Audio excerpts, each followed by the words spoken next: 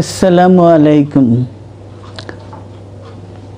দীর্ঘদিন অসুস্থ থাকার পর আপনাদের সামনে কথা বলতে পারার জন্য আল্লাহর কাছে শুকরিয়া আদায় করছি।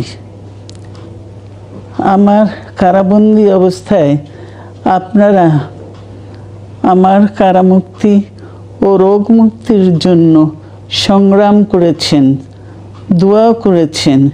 সেজন্য আমি আপনাদের সকলকে ধন্যবাদ জানাচ্ছি।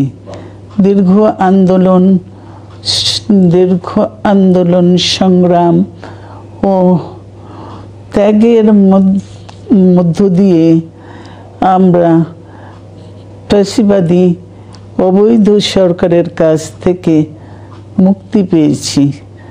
আমি আন্তরিক ধন্যবাদ জানাতে চাই আমাদের বীর সন্তানদের, যারা মরণপণ সংগ্রাম করে এই অসম্ভবকে সম্ভব করেছে।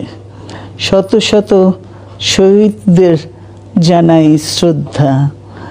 এ বিজয় আমাদের নতুন সম্ভাবনা নিয়ে এসেছে। দীর্ঘদিনের নজিরবিহীন দুর্নীতি,